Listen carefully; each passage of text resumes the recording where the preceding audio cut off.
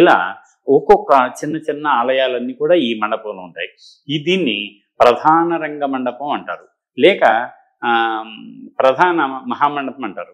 ఈ మహామండపంలో ఉన్న స్తంభాలన్నీ ఆలయానికి ఎదురుగా ఒక రకంగాను చాలా పెద్దవన్నమాట, విశాలమైనవి, ఎత్తైనవి.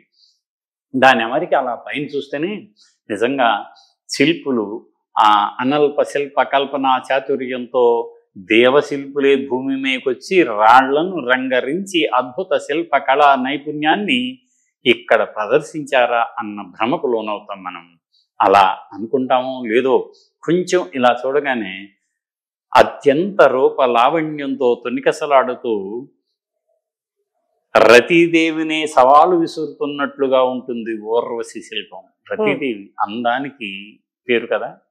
మన్మధుడు మగవాళ్లలో అందగాడైతే దేవతల్లోని స్త్రీమూర్తుల్లో అందగత్తె రతీదేవి. ఆ రతీదేవిని కూడా ఛాలెంజ్ చేస్తున్నట్టుగా ఈ ఊర్వశి నృత్యం చేస్తూ ఉంటుంది.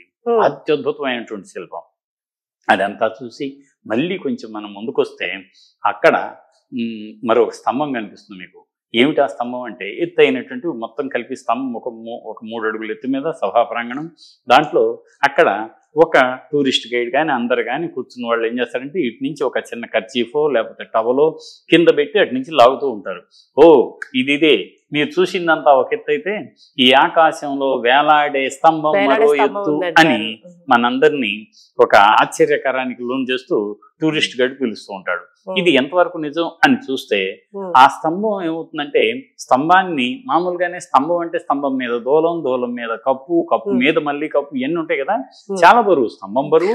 ఆ 4 కాదు ఎట్లా అవుతుంది కాదు, కానీ అక్కడ ఏమైందంటే దాని కింద ఉండే బండ నేల బండ దేని మీద అయితే ఇది పెట్టారో ఆ బండ కొంచెం కిందకి ఇలా ఒరిగింది అన్నమాట. ఇలా కిందకి ఒరగటం వల్ల ఏమైంది, ఒక పక్క ఆయన ఉంది కానీ 90% ఈ నేల మీద ఉన్న రాయి 90% కిందకుంటానా 90% ఖాళీ ఏర్పడింది. ఆ ఖాళీల నుంచి లాగుతూ ఉంటారు వీళ్ళు. అంతేకాని నిజంగా కాదనమాట. దాన్ని ఊరుకునే అక్కడ వంగనేది ఒక ప్రత్యేక ఆకర్షణ. దాన్ని చూడకుండా ఎవరు రారు. అక్కడికి చిత్రంలాగా ఉంటుందన్నమాట. అది సంగతి. అది చూసిన తర్వాత మళ్ళీ ఇక అదే పైన కప్పు మీద అనేక వర్ణ చిత్రాలు ఉన్నాయి. 2వ ప్రాకారంలో కాంపౌండ్ వాల్ మీద వర్ణ చిత్రాలు ఉన్నాయి. రఘునాథ స్వామి ఆలయం యొక్క కప్పుల మీద వర్ణ చిత్రాలు ఉన్నాయి. ఇన్ని వర్ణ చిత్రాలు ఎలా వేశారు వీళ్ళు అని అనుకుంటే మనందరికీ తెలిసిందే, హంపీలో ఉన్న విరూపాక్ష దేవాలయంలో విజయనగర కాలపు వర్ణ చిత్రాలు ఉన్నాయి.